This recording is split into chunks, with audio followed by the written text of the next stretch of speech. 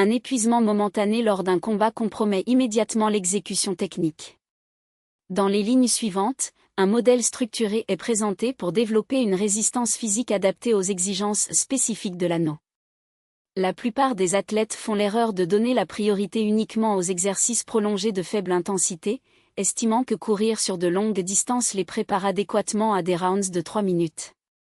Cependant, la capacité cardiovasculaire requise dans les situations d'affrontement ne se limite pas à la durée, mais plutôt à l'efficacité.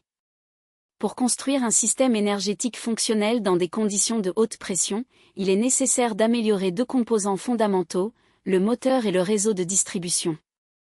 Initialement, le moteur est renforcé, représenté par la capacité du cœur à pomper le sang de manière stable, sans surcharge. Ensuite, le réseau vasculaire s'étend, chargé de transporter l'oxygène vers les muscles lors de mouvements explosifs ou d'enchaînements de coups. Il ne s'agit pas seulement de fonctionner en continu, mais aussi de former ces systèmes de manière ciblée. La première méthode consiste en une formation de base en régime permanent. Cette approche vise à optimiser les performances cardiaques en augmentant sa capacité et son efficacité. Choisissez une activité légère et continue, comme la course, les cordes ou la simulation de coups de poing. Maintenir un rythme permettant une conversation fluide, sans difficulté respiratoire, caractérisant la zone dite 2, correspondant à 60 à 70% de la fréquence cardiaque maximale. La durée doit varier entre 20 et 40 minutes ininterrompues, à raison de 2 à 4 séances par semaine, selon le niveau de conditionnement. L'efficacité de cette méthode réside dans le fait qu'à intensité modérée, le cœur se détend complètement entre les contractions, stimulant ainsi son expansion, par conséquent, augmentant le volume de sang pompé à chaque battement. Il est à noter que ce type d'entraînement agit majoritairement sur les fibres musculaires à contraction lente, essentielles à la résistance de base, bien qu'elle ne soit pas suffisante pour développer une puissance explosive. La deuxième méthode implique des intervalles de haute intensité, dans le but de simuler les conditions stressantes du combat et d'améliorer l'explosivité. Optez pour des mouvements dynamiques, comme des sprints, des séquences de punching ball, des swings de kettlebell ou du vélo d'appartement. Effectuez des efforts maximaux contrôlés pendant 20 à 40 secondes, atteignant 80 à 90% de votre fréquence cardiaque maximale, de sorte que votre respiration devienne laborieuse, mais vous permette néanmoins de dire quelques mots. Effectuez ensuite une période de récupération active, avec des mouvements légers, pendant 60 à 120 secondes. Répétez le cycle entre 3 et 10 fois. Il est crucial d'éviter les efforts absolus, car le risque de blessure augmente sans gain proportionnel. Les débutants devraient donner la priorité à la construction d'une base aérobie avant de passer à cette étape. Un chauffage préalable est indispensable. La respiration est un élément souvent sous-estimé, mais pourtant crucial pour la performance. L'inhalation doit se faire par le nez, tandis qu'une expiration prolongée peut être effectuée à la fois par le nez et par la bouche. Tout en effectuant des coups, libérez l'air par petites rafales. Entre les tours, pratiquez une respiration profonde et lente, 4 secondes pour inspirer et 6 à 8 secondes pour expirer, en répétant le cycle 4 à 6 fois. Sous pression, ne retenez jamais votre souffle, car cela compromet l'oxygénation et augmente la tension musculaire.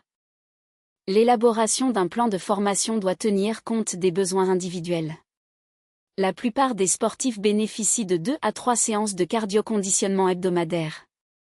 Les athlètes en préparation intensive peuvent effectuer des activités quotidiennes, à condition qu'elles soient adaptées à leur capacité de récupération. 2 approches sont proposées. La première consiste à diviser l'entraînement en 2 jours différents, avec une séance dédiée à l'état d'équilibre, 30 à 40 minutes en zone 2, et une autre aux intervalles, 6 à 10 séries de 20 à 40 secondes à haute intensité, suivies de 60 à 120 secondes de récupération, se terminant par 5 à 10 minutes de récupération. La deuxième option combine les 2 méthodes le même jour, en commençant par 20 à 25 minutes d'état d'équilibre et en continuant avec 6 à 8 séries d'intervalles, se terminant par une période de récupération. La progression doit être progressive.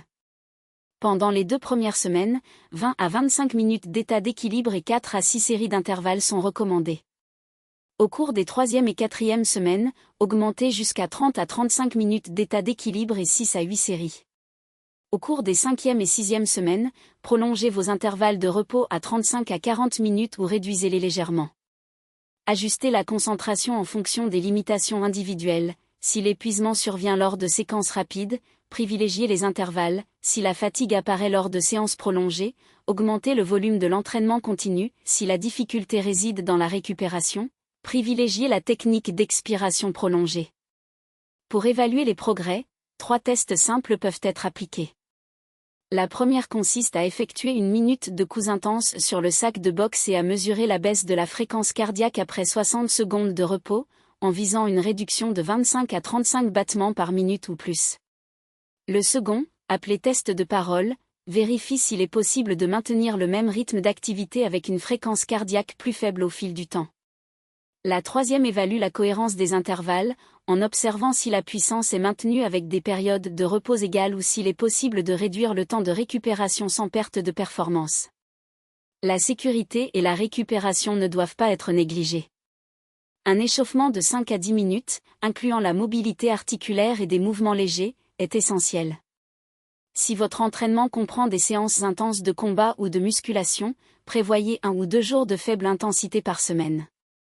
Un sommeil adéquat, une hydratation et un remplacement des électrolytes améliorent les résultats de l'entraînement. Avec ce système, vous construisez une base solide grâce à un entraînement continu, améliorez votre endurance sous pression avec des intervalles et contrôlez vos performances grâce à la respiration. La mise en œuvre doit avoir lieu immédiatement, avec une évaluation périodique du rétablissement. Les rounds deviendront progressivement plus maniables, consolidant une préparation physique alignée sur les exigences du combat.